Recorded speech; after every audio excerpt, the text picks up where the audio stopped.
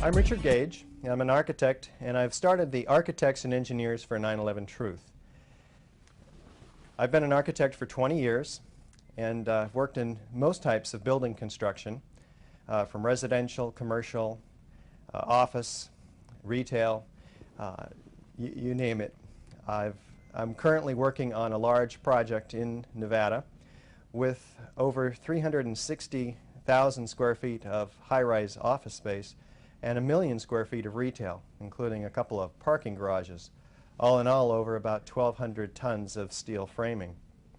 I was on my way to a construction site when I heard on the radio David Ray Griffin being interviewed.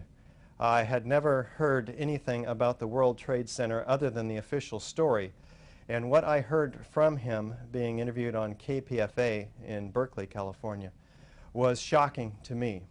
I heard evidence of controlled demolition, and I had to pull over and listen to the rest of this interview. He was talking about beams being hurled 500 feet laterally, concrete being pulverized, no stacks of 110 floors at the bottom of the World Trade Center. It went on and on and on, including sounds and sights of explosions heard by 118 fire and other first responders. I was moved to find out if this is true or not, and over the last 14 months I determined that this is indeed true, and it changed my world, turned it upside down, in fact, inspiring me to found the Architects and Engineers for 9/11 Truth. In your quest over that year plus to investigate the claims of David Ray Griffin, was it a gradual realizing that the official story was a fraud, or did it finally, was there a flashpoint where you just, then all the pieces came together? I'd have to say it was pretty quick, because everything made sense. There's no part of the official story that made sense. As I reread the official story in light of the evidence for controlled demolition, it fell together pretty rapidly, and I knew what I had to do within a couple of weeks. It just came to me. We had pilots for 9/11 Truth. We have scholars for 9/11 Truth. I said, where are the architects and engineers? Who's pulling them together? There was nobody. So I founded the Architects and Engineers for 9/11 Truth. We had one. I was the first one. Then we had the second one. Now we have 160 altogether. And within 1 year, we'll have 1,000. The first presentation that I gave to the firm that I worked for, of 15 architects, almost all of whom were skeptical. I would say 14 out of 15 signed up. So that got me to 16 architects. When architects and engineers see this information, they can't not agree with most of it. Some don't agree with all of it, but they're moved. And 14 of these signed up to call upon Congress to demand a new investigation of the events of 9/11, an investigation that's unimpeachable and with subpoena power. How important is Kevin Ryan's story early on when he becomes aware in his own firm that they've done a secret study and found that the official story doesn't hold up and he's told to shut up? Can you just walk through in a nutshell the Kevin Ryan story? Kevin Ryan's a whistleblower at UL. He exposed to the public the fact that UL was hired by NIST to perform a series of 4 tests with varying degrees of fireproofing of the actual steel structure that was actually in the World Trade Center. A 35-foot span of floor trusses with 4-inch concrete over metal decking. Now, the tests were, what he showed us was that the UL tested this with 2,000 degrees of heat underneath these steel trusses and twice the known amount of loading on top. And guess what? The structure only sagged a couple, 2 or 3 inches. And NIST turned around, threw that test out the window, and used a 42-inch sag. Now, why did they do this? Probably to try to prove their effort that the sagging floor trusses pulled in the columns, and that's their overall theory, the column failure theory. Could that cause the shattering and the beams being ejected hundreds of yards? Could that cause the pulverizing of the concrete? If we had a pancake, we'd have this big stack of concrete at the bottom, but we'll walk through all that. Yeah, good. Can you tell us about some of the other prominent engineering and architectural people that are now speaking out against the official story? Most recently, we had Dr. Quintier, the former chief of NIST's Fire Science Division, calling for an independent review of the World Trade Center investigation. Now, this is no small fry. This gentleman is halfway to realizing that these buildings were demolished himself. But what he notes particularly is the deficits in the NIST review, and says that we need a complete new review. He calls for them to be unarchived, made public, and to get to obtain a new investigation. We also have Joel Hirshhorn, a PhD who served 12 years as senior staff member, Congressional Office of Technology Assessment. He's calling for a new independent 9/11 investigation, saying, first, let the technical truth emerge. Then, if necessary, cope with the inevitable political conspiracy and other questions. What we have to get down to is the science. And once you get to the science, it's indisputable. The official story is so full of non-science, of myth, of fable, that people are waking up left and right. For instance, Lynn Margolis, PhD, member of the National Academy of Sciences and world-renowned scientist, characterizes the official account of 9/11 as a fraud and is calling for a new investigation. She says, I suggest that those of us who are aware and concerned demand that the glaring, erroneous official account of 9/11 be dismissed as fraud and a new, thorough, unimpeachable investigation be undertaken. Next, we have a member of AE 9/11 Truth, J. Marks Ayers, former member of the National Institute of Science's Building Safety Council and former member of the California Seismic Safety Council, calling for a new investigation. He says it's a rallying cry for all building design experts to speak out. Is this the way Professor Jones and many others have described this, and it really fits the bill for other scientific controversies we've seen, like when they got mad at Copernicus for saying that the world was really round, and then Galileo saying that the Earth orbited the sun, not the sun the Earth. And then for a while, the government and the media and the church at the time were able to suppress them. But then very soon it creates a debate scientifically that then verifies their discoveries. But you guys aren't even fighting over really new scientific laws. You're fighting for what's known about scientific laws and how buildings fall. Can you, you want to, any comments just in the whole scientific debate? Or? You framed that well. What we're talking about is science here. Science is as old as Newton and prior.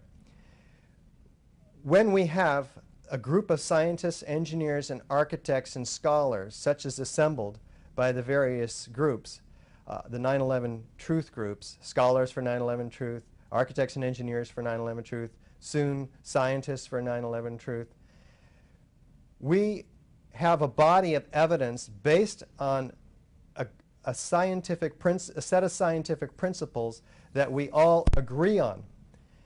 So real soon here, it's going to turn over the official story, which has been proven to be not based on sets of scientific principles, but political manipulation of science. What you see when you go to the website Architects and Engineers for 9/11 Truth, which is ae911truth.org, is a set of evidence for the controlled demolition of Buildings 7 and Buildings 1 and 2. Really, one of the biggest pieces of proof that it's an inside job isn't just all the physical evidence, it's then how the government and the media try to cover up that evidence. That's the guilt, because it's literally acting very suspicious. Well, for instance, John Gross denying that there's molten metal. I mean, I can go through all of that. There are numerous witnesses. We show two on the website. On the upper right-hand corner, you can see this list of evidence for controlled demolition at the World Trade Center 7 and 1 and 2. At Building 7, a 47-story skyscraper, not hit by an airplane on 9/11. It fell symmetrically, smoothly, at a virtually free-fall speed into its own footprint. A perfect controlled demolition. just like all of the controlled demolitions that we've seen numerous times on TV. What are the features of a controlled demolition? One at a time, we have a rapid onset of destruction at the base of the building. We have two witnesses who talk about explosions, huge, bursting the windows out, and then the building comes down. That's in direct violation of the official story, which talks about fires softening the steel and then bringing the building down. Well, there's only graphic evidence for 2 or 3 fires in that building, 5th and 12th and maybe 13th floor. The Securities and Exchange Commission was on the 12th and 13th floor. These are on the north side of the building, on the far side, away from the World Trade Center tower. There was some smoke. There's evidence of lots of smoke on the south side facing the tower. The official story tells us that the steel was softened, but if that was the case and this building fell due to fires by their nature creep from place to place, leaving one area cool and burning another area, that would force an asymmetrical collapse. The building would tip over. Only a handful of companies in the United States are qualified and skilled enough to bring a building down symmetrically into its own footprint.